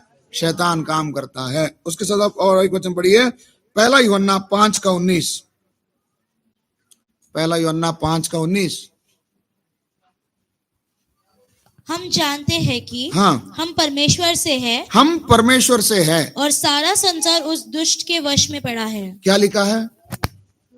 पहला यूहन्ना 5:19 में इस प्रकार से लिखा है, हम जानते हैं, हम क्या करते हैं? जानते हैं कि हम परमेश्वर से हैं और सारा संसार उस दुष्ट के वश में है। इसका मतलब जिस व्यक्ति के पास परमेश्वर नहीं है वह व्यक्ति किसके अंडर में है? किसके अंडर में है? दुष्ट के अंडर में है। जो लोग यीशु मसीह को अपना उद्धारकर्ता करके स्वीकार कर लिया उनके बारे में वचन में क्या लिखा है? कुलुसियों 1:13। कुलुसियों 1:13। उसी ने हमें अंधकार के वश से छुड़ाकर, उसी ने हमें अंधकार के वश से छुड़ाकर अपने प्रिय पुत्र के राज्य में प्रवेश कराया। अपने प्रिय पुत्र के राज्य में क्या करा दिया? प्रवेश करा दिया। इसका अर्थ क्या है? इसका अर्थ क्या है? जो व्यक्ति ने यीशु मसीह को उद्धारकर्ता बोलकर स्वीकार कर लिया, अब वो किसके वश में नहीं है? शैतान के वश में नहीं है, उस दुष्ट के वश में नहीं है। अब हम किसमें? परमेश्वर के राज्य में आ गए। हालेलुया। यीशु मसीह को ग्रहण क्यों करना है? क्यों करना है? क्योंकि उसी ने हमको बनाया, उसने हमें आजादी से बनाया था, उसने सब चीजों के ऊपर मुझे क्या दिया था? अधिकार दिया था। समझ रहे आप लोग? इधर ध्यान दे, इधर ध्यान दे। परमेश्वर कौन है? उसने हमें क्या किया है? बनाया है। उसने हमें आजादी से रहने के लिए क्या किया है? बनाया है। और हमें सब चीजों के ऊपर क्या दिया है? अधिकार दिया। लेकिन पाप करने के कारण, शैतान की बातों को मानने के कारण मनुष्य अब क्या बन गया? गुलाम बन गया। अपना सारा अधिकार किसके हाथ में दे दिया? इसलिए यीशु के पास आते समय शैतान बोलता है, अब ये सब किसके पास है? मेरे पास है। मैं जिसको चाहूं उसे क्या करता हूं? देता हूं। तो संसार में सुख शैतान दे सकता है? नहीं दे सकता है? दे सकता है। संसारिक चीजों को शैतान दे सकता है, धन दौलत दे सकता है, आशीषें दे सकता है, कार बंगलो दे सकता है। शैतान दे सकता है? नहीं दे सकता? कंफ्यूज है, आपको नहीं समझ में आया? शैतान आशीष दे सकता है? नहीं दे सकता? फिर अब और एक बार पढ़िए इस वचन को। उसी ने हमें अंधकार के नहीं, इधर आ जाओ। लूका में शैतान क्या बोलता है? सब कुछ मेरे वश में है, मैं उसको देता हूं जिसको मैं चाहता हूं। मैं यह सब अधिकार और इनका वैभव तुझे दूंगा, और इनका सारा वैभव तुझे दूंगा, क्योंकि वह मुझे सौंपा गया है। क्योंकि अब वो मुझे सौंपा गया। शैतान के पास कैसे चला गया मालूम पड़ा? पहले किसके पास था? आदम के पास। आदम बोलते समय में हम मनुष्य के हाथ में था, उधर से मनुष्य ने ही किसके हाथ में दे दिया? शैतान ने के हाथ में दे दिया। अभी आपको इसको समझने की बात है। समझो ज्वाइंट अकाउंट है। ज्वाइंट अकाउंट सुना आपने? ज्वाइंट अकाउंट, ज्वाइंट अकाउंट सुनिए क्या मतलब? क्या है? एक खाते में दो जन का नाम, उसमें से उसको खाता बंद करना है या नहीं करना है, क्या करना है, तो एक दूसरे से क्या करना पड़ता है? पूछना पड़ता है। दोनों की अनुमति होगी तो ही क्या कर सकते हैं। एक रूम लिया दो जन के नाम पे, तो रूम बेचना तो भी दोनों का सिग्नेचर उसमें क्या करेगा? लगेगा। लेकिन ये जमीन, ये पृथ्वी का अधिकार को शैतान के हाथ में देते समय में क्या परमेश्वर भी उसमें साइन किया था? किया था? नहीं किया था? क्यों? हाँ हाँ, नहीं समझा नहीं आपको। सब अधिकार किसके हाथ में दे दिया था? मतलब उसमें कोई पार्टनरशिप परमेश्वर का, इतना बड़ा अधिकार किसके हाथ में दिया था? मनुष्य के हाथ में दे दिया था।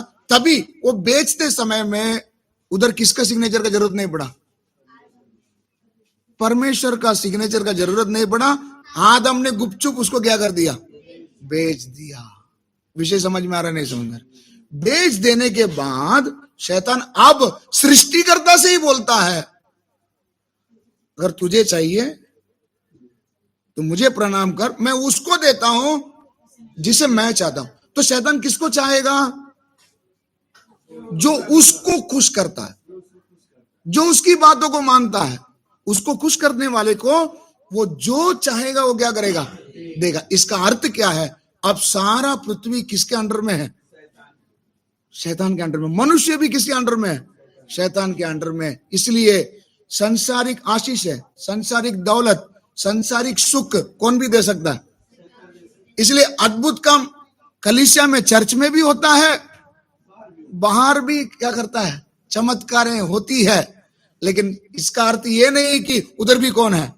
परमेश्वर है। क्योंकि शैतान बोलता है जिसको चाहूं उसे क्या करता हूं? मैं देता हूं। तो ये यहां पर ऐसा बोलते समय यीशु ने उधर ऐसा नहीं बोला, शैतान तेरा दिमाग क्या हो गया, खराब हो गया, अरे बनाने वाला मैं तेरे सामने खड़ा हूं, ऐसा यीशु ने उधर बोला। यीशु चुप हो गया। इसका मतलब क्या है? जब शैतान बोलता है ये सब मेरे पास सौंपा गया, ऐसा बोलते समय में यीशु उधर चुपचाप क्यों खड़ा है? इसका अर्थ क्या है? दिया, ये बात सच है गलत है? ये बात सच है गलत है? इसलिए यीशु चुपचाप खड़े हो गए। सच बात है, तेरे हाथ में ही वो क्या है? सौंपा गया है। सौंपा गया बोलकर यीशु चुप नहीं रहा। इधर अभी यीशु का कार्यक्रम शैतान को जानकारी नहीं था। मनुष्य ने अपने हाथ से ही इस जमीन को क्या कर दिया?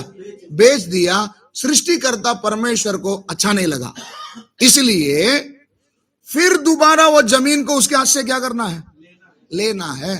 तब परमेश्वर ऊपर से देख रहे थे, एक तो बुद्धिमान मिले, एक तो समझदार मिले, एक तो पाप रहित मिले, तो कोई भी। इसलिए सर्वशक्तिमान परमेश्वर को मनुष्य का ही रूप धारण करके आना पड़ा, क्योंकि मनुष्य ने बेचा हुआ जमीन को मनुष्य ही क्या कर सकता? खरीद सकता। हालेलुया। मनुष्य ने बेचा, ऊपर से परमेश्वर नहीं बोल सकता ए शैतान तूने ये चीटिंग किया, ऐसा नहीं करना चाहिए, वापस दे दे। ऐसा परमेश्वर बोल सकता है क्या? नहीं। शैतान सीधा पूछेगा? पूछेगा नहीं? पूछेगा। क्यों? ओनर कौन है? अभी मैंने किसी से जमीन लिया, मुझे पड़ोसी बोलता है कि तू इधर रहने का नहीं, तो आप क्या बोलोगे? आप क्या बोलोगे? तू कौन है भाई? तू कौन है? तू एमएलए, एमपी हो, कोई भी हो, जमीन से तेरा क्या लेन देन? जिसका जमीन था उससे मैंने पैसा देके क्या किया? मैंने ले लिया। इसी प्रकार से शैतान भी यही बात बोलेगा, परमेश्वर आप बीच में मत पड़ो, जमीन मैंने किससे खरीदा? आदम से करा। इसीलिए मनुष्य को ढूंढते समय एक भी मनुष्य नहीं था। इसलिए जो नर की ताकत से नहीं जन्मा हुआ, कुंवारी के गर्भ से किसको जन्म लेना पड़ा? यीशु को। क्यों? जो कोई व्यक्ति, चाहे वो जो कोई व्यक्ति कोई भी हो, नर और नारी के संबंध से जन्मा है, उसके अंदर कौन है? पाप है। नहीं समझ में? एक मनुष्य से पाप क्या किया? प्रवेश किया। पृथ्वी में क्या किया? प्रवेश किया। अब पीढ़ी दर पीढ़ी ये पुरुष और स्त्री के संबंध से जो भी बच्चा जन्म होता है उसके अंदर भी क्या है? पाप है। इसलिए निष्पाप एक व्यक्ति का जरूरत था। वो भी कौन होना चाहिए? मनुष्य। इसलिए सर्वशक्तिमान परमेश्वर बिना मर्द के सहायता से कुंवारी के गर्भ में यीशु क्या लिया? जन्म लिया। इसी कारण से यीशु निष्पाप थे। हालेलुया। इस पृथ्वी में चाहे जितने बड़े संत महात्मा कोई भी क्यों ना हो, कोई नहीं बोल सकता है, कोई दावा नहीं कर सकता कि मेरे अंदर क्या नहीं है, पाप नहीं। क्यों? क्यों? क्योंकि पुरुष के सहायता से क्या हुआ? जन्मा है। मैं पापी हूं? मैं हाँ या नहीं? नहीं, आप लोग संत लोग ऊपर से गिरे ऐसा बोलो ना। हाँ, हम भी कौन है? पापी है। क्यों? किसी न पुरुष के सहायता से मैं भी क्या हुआ? जन्म हुआ। संत महात्मा जितने भी है, किसी को हम बोल सकते नहीं निष्पाप है, बोल सकते हैं? क्यों? वो भी पुरुष के सहायता से क्या हुआ? सिर्फ इस पृथ्वी में एक ही मनुष्य है जो निष्पाप है, वो कौन है? क्योंकि वो किसकी सहायता से नहीं जन्मा? मनुष्य के सहायता से जन्म नहीं हुआ। नहीं होने के कारण ही, समझाने के लिए आपको बताता हूं, यीशु जो भी गली से जाता था, चुपचाप पड़ा हुआ कब्रिस्तान का दुष्टात्मा भी क्या हो जाता था? चिल्लाता था, चीखता था। क्यों? मनुष्य करके कितने वैरायटी को मैंने क्या कर चुका, लेकिन ये एक हालेलुया विषय समझ में आ रहा है? इसी को और समझाने के लिए, एक विश्वासी को देखकर ही सबका नजर उसके ऊपर ही क्यों जाता है? क्यों जाता है? क्योंकि यह अलग है। क्यों अलग है? एक समय ये भी पाप के गुलाम में था, तब एक जैसा दिखता था। अभी कलर बिलर सब वही है, नाम वही है, काम भी वही करता है, लेकिन अब ये संसार के अधिपति के हाथ से निकाला जाकर परमेश्वर के राज्य में आने के कारण ये कुछ क्या ही दिखता है? अलग ही दिखता है। आपको समझ में आ रहा? विषय समझ में आ रहा है? इसलिए आप बोलेंगे ये हमेशा मेरे को ही क्यों देखता है, मेरा घर को ही क्यों झकता है? क्यों? क्योंकि दुनिया को समझ में आता है ये अपने में से नहीं। हालेलुया। इसलिए हमें हमारे ऊपर ध्यान रखें। देखो, पड़ोसी का क्या होता है उनको कोई लेन देन नहीं है, लेकिन मेरा घर में आज क्या सब्जी बना तक उसको क्या रहता? क्यों? इतना बारीकी से मेरे ऊपर क्या रखता है? तो आप सेफ है? नहीं सेफ है?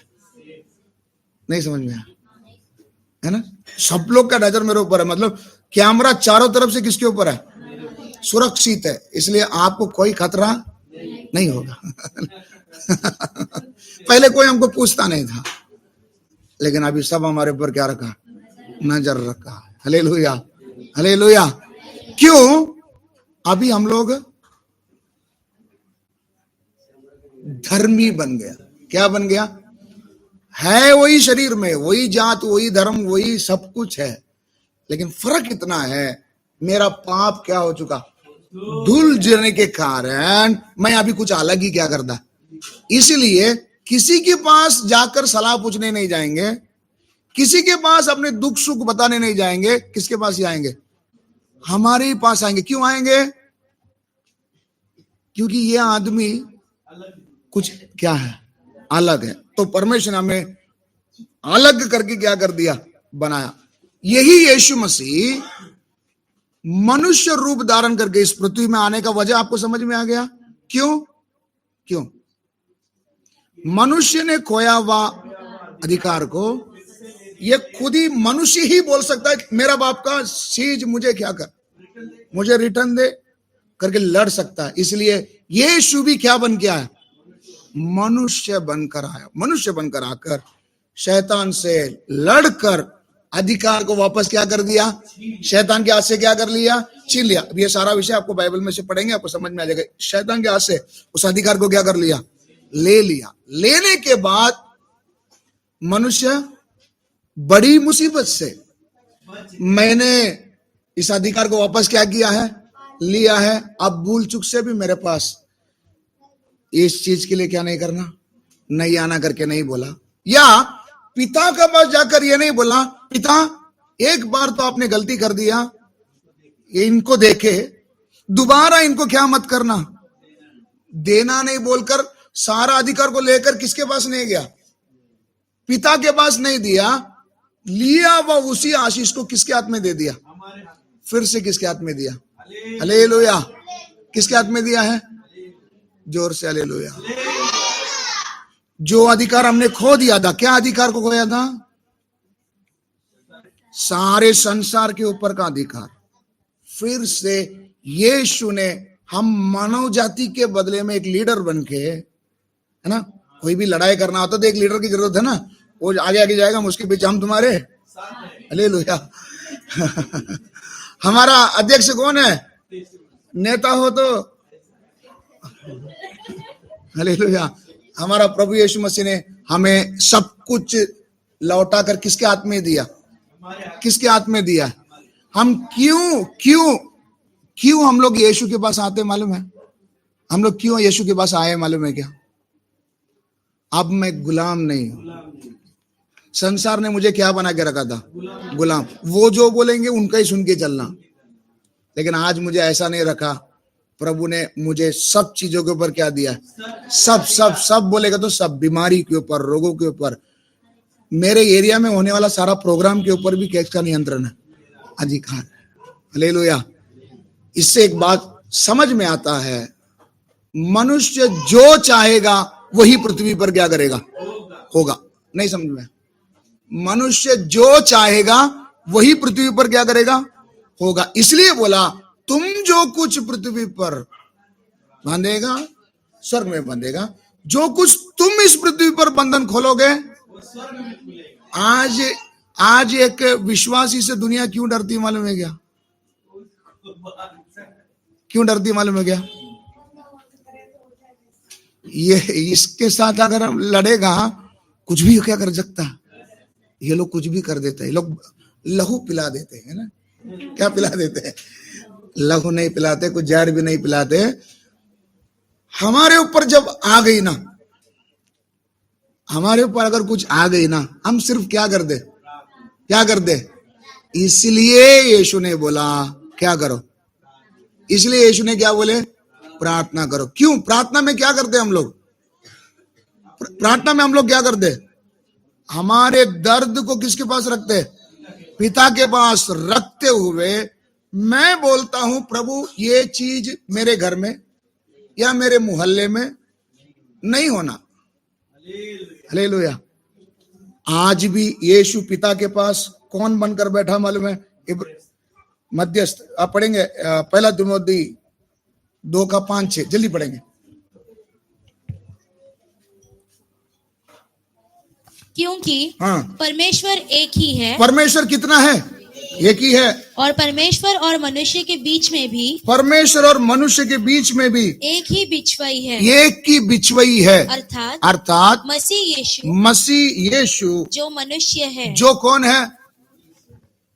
इधर क्या लिखा है? मसीह यीशु जो मनुष्य। बिछवाई बोलकर कौन है? मसीह यीशु जो मनुष्य। यीशु क्यों मनुष्य बनकर आया? समझ में आया?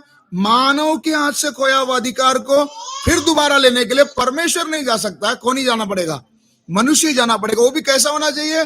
निर्दोष होना चाहिए। सामने वाला पार्टी से भी क्या होना चाहिए? ताकतवर होना चाहिए। इसलिए आप देख सकते हैं यीशु गली गलियों में जब चलते फिरते समय में बीमारियां हो, कुछ भी हो, मरा हुआ मुर्दा हो, सब उठकर क्या होते थे? क्यों होते थे? ये आदमी अलग है। तो आप और मैं अभी कैसे? पहले जैसे नहीं है। फिर से आदम को दिया हुआ अधिकार किसको दिया है? मुझे दिया। अभी करना क्या है? करना क्या है?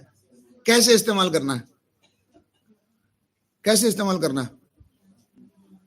बोलो, आप विषय क्या है? प्रार्थना। तो प्रार्थना में हम करते क्या है? हमारे अधिकारों को क्या कर दे? हम इस्तेमाल करते। पिता के पास है ना, यीशु का हम लोग 33.5 साल का जीवन को हम लोग जानते हैं। 3.5 साल पृथ्वी पर सेवकाई किए। अब पिता के दाहिने ओर जाकर बैठकर यीशु क्या कर रहे हैं? क्या कर रहे हैं? आराम कर रहे हैं। यीशु क्या कर रहा है? बिछवाई का मतलब क्या है? हमारे बदले में बात कर रहा है, सिफारिश कर रहा है। कुछ चीज हमको मांगता है, उस चीज के लिए क्या करता है? पृथ्वी में क्या क्या काम होना है पिता के पास क्या कर रहा है? बोल रहा है। तो आज भी यीशु उधर क्या कर रहे हैं? उसका वकालत बिचवा का दूसरा शब्द क्या है? प्रार्थना। यीशु आज भी क्या कर रहे हैं? पृथ्वी में रहते समय में भी यीशु क्या करते थे? अभी भी बैठकर क्या कर रहा है? अभी दाहिने ओर में क्या बनकर बैठा है? मनुष्य। मनुष्य यीशु मसीह है ना। अभी कई वचन है इब्रानी में, रोमियो में, सब है। मनुष्य बनकर आज भी हमारे लिए क्या करता है? प्रार्थना करता है। तो इसलिए हमें भी प्रभु कहता है तुम भी क्या करो? बिना रुके निरंतर क्या करना है? प्रार्थना। तो प्रार्थना बिना हिया छोड़े क्या करना है? प्रार्थना। प्रार्थना का मतलब क्या हो गया? मुझे दिया गया अधिकार को मुझे क्या करना है? इस्तेमाल करना है। मेरे जीवन में, मेरे परिवार में, मेरे एरिया में जो चीज मुझे ठीक नहीं लग रहा है, मुझे ठीक नहीं लग रहा है नहीं, जो वचन के खिलाफ है ना, प्रार्थना कैसे करना है? पिता के मर्जी के अनुसार। वही प्रार्थना क्या की जाएगी? सुनी जाएगी। अब आप देखना है, मैं दुखी रहना परमेश्वर की पसंद है क्या? मेरा नुकसान होना परमेश्वर का पसंद है क्या? मेरे एरिया में मारामारी होना परमेश्वर की पसंद है क्या? एक चोर का मर्डर हो जाना परमेश्वर की पसंद है क्या? नहीं। तो ये सब कैसे समझ में आएगा? ये घटना होनी चाहिए, ये नहीं होनी चाहिए, कैसे मालूम पड़ेगा? कैसे मालूम पड़ेगा? वचन पढ़ेंगे तो क्या होगा? समझ में आएगा। उसको रखकर बोलना प्रभु आपके वचन में लिखा है मेरे जीवन में ये क्या करना होना।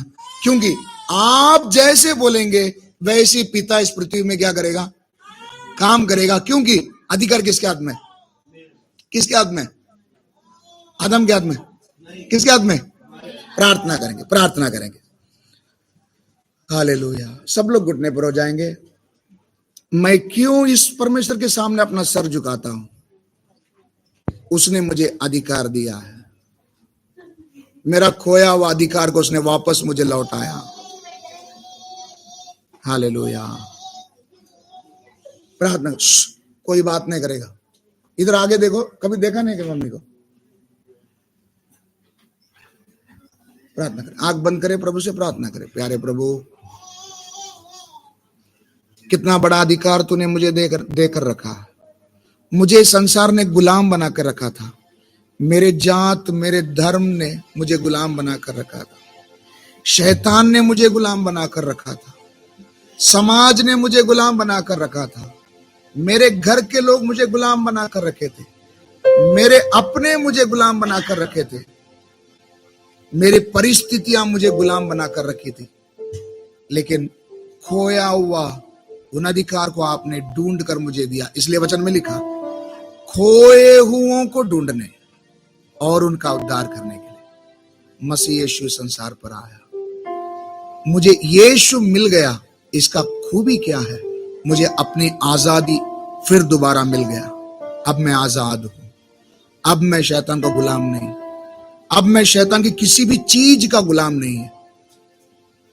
एक विषय हमें याद रखना है, शैतान क्यों यीशु से डरता था?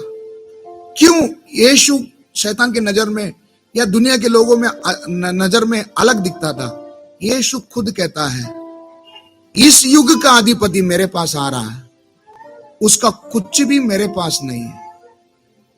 आपको भी फिर दोबारा सब चीजों के ऊपर नियंत्रण चाहिए। एक ही काम करना है, शैतान का कोई भी चीज अपने पास ना रखे। Hallelujah, hallelujah, hallelujah. इन वचनों को समझने के लिए प्रभु ने हमें सहायता किया। Hallelujah, hallelujah. स्तुति हो, स्तुति हो प्रभु। प्रार्थना करेंगे। जीवित परमेश्वर, हम आपको धन्यवाद करते हैं। आपके बड़े प्रेम के लिए धन्यवाद। वचनों को समझने के लिए सहायता किया। प्रार्थना क्यों करना चाहिए, क्यों बार बार बाइबल में प्रार्थना के विषय को जोर दिया गया, आज समझने के लिए आपने हमें सहायता किया। धन्यवाद हो प्रभु।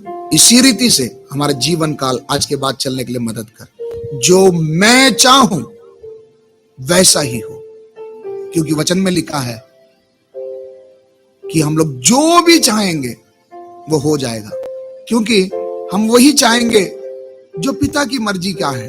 पिता की मर्जी को हम वचन से जान सकते हैं। लगातार वचन को हम पढ़ रहे हैं, सुन रहे हैं, समझ रहे हैं। हमारी प्रार्थना वचन के मुताबिक हो और फिर से हम अपने अधिकारों को इस्तेमाल करते हुए अजमाने के लिए मदद कर, गवाही बनकर जीने के लिए मदद कर। यहां पर बैठे सभी को तेरे हाथों पर सौंपते, जो भी इस वक्त हमारे साथ जुड़े हैं उन सभी को तेरे हाथों पर सौंपते। प्रभु, हम लोग आम इंसान नहीं है, इस संसार से हम लोग अलग किए गए, परमेश्वर के राज्य में लाए गए हैं। अब हम शैतान के गुलाम नहीं है प्रभु, आपने हमें आजाद कर दिया। फिर दोबारा इस पृथ्वी का सारा अधिकार तूने हमारे हाथ में सौंपा है। प्रभु, आज के बाद शैतान और उसकी सारी चीजें मेरे सामने घुटने टेकने दे प्रभु। हालेलुया, क्योंकि तू मेरे साथ है, तूने हमें उस अधिकार को दोबारा दिया है। हालेलुया, धन्यवाद। विशेष हमें बनाया प्रभु, इस अधिकार को रोज हमारे जीवन में इस्तेमाल करते हुए आगे बढ़ने के लिए मदद कर। इसलिए एलिया भी हमारे जैसा आम इंसान होने पर भी उसकी प्रार्थना को भी आपने सुनी थी। हमारी भी प्रार्थना को आने वाले दिनों में हम करने वाली सब प्रार्थनाओं को आप सुनने जा रहे हैं। विश्वास के साथ हम आपको धन्यवाद करते प्यारे प्रभु। हमारी प्रार्थना को सुना इसके लिए धन्यवाद हो। आज की संगति को आशीर्वादी करके दिया धन्यवाद हो। सारा आदर, महिमा, इज्जत, जलाल आपके पवित्र नाम को देते हैं। यीशु मसीह के पवित्र नाम से इस प्रार्थना को मांगते, सुना और कबूल कर पिता। आमीन।